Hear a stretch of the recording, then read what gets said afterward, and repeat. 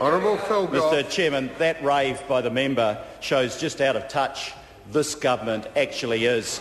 He treats with contempt the ratepayer that is going to be having to pay on average, maybe it's $30, maybe it's $100 a year more for the three-quarters of a year period that this SOP covers. He treats that person with contempt. That reminds me of a letter that I got sent to me yesterday that was sent to the Prime Minister. It was from a businessman, and he said, this government just doesn't understand what the impact of the increased prices it's imposing on us actually are. He said, I'll be paying more for GST on everything, including my food. I'll be paying more for my rent because of the changes in property taxes. And my business will be paying more in road user charges, GST, ACC and the rest of it. And he said, Mr Key, I've been a national voter, but I'll be changing my vote this time because you've put my business out of business and you've imposed more taxes on people that you promised you'd never impose. I say this to Mr Gilmore, that this small gesture that brings rates into line with other things like 5-year finance leases is a way in which we can give a little relief to hard-pressed New Zealanders. And by God, they need that. Half of all New Zealanders didn't get a wage rise last year. Half of all New Zealanders did not get a wage rise last year.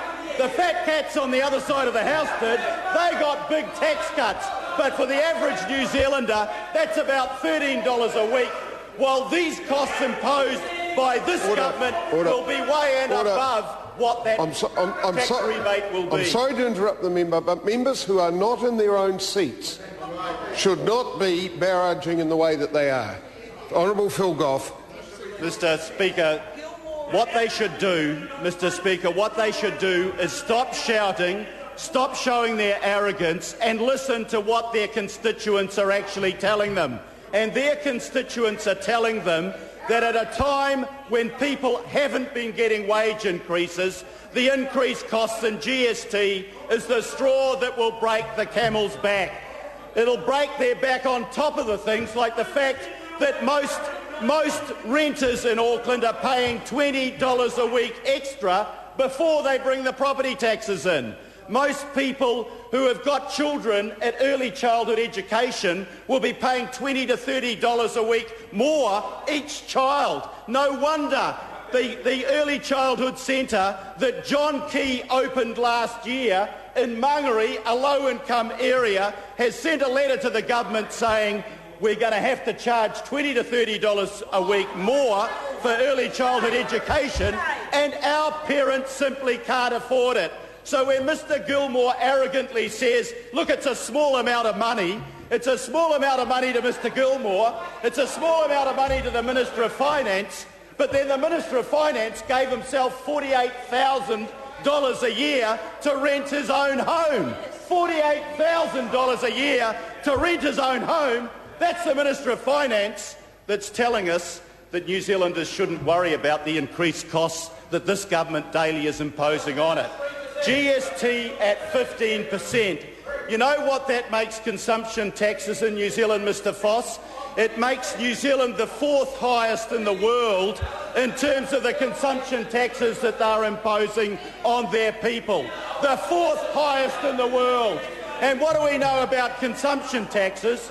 They fall heaviest on those people who are low and middle income earners. They will be paying a higher proportion of their income in consumption taxes, while the income tax cuts to Mr Foss and Mr Brownlee will be in the hundreds of dollars, Mr Chairman. Mr Foss, you will either desist or sit in your own seat. Phil Goff. Thank you very much, Mr Chairman. You see, what Mr Foss and Mr Brownlee don't understand is that while you're on a high income, you're getting big income tax cuts. But the families that Labor is talking about, that Stuart Nash is trying to help, are those families who are ordinary New Zealanders who are finding that the cost of living is going up at a far faster rate than their wages. What does the budget tell us, Mr Brownlee? 5.9% inflation by the end of this year. Well, the more than half of all New Zealanders got a zero-wage increase last year.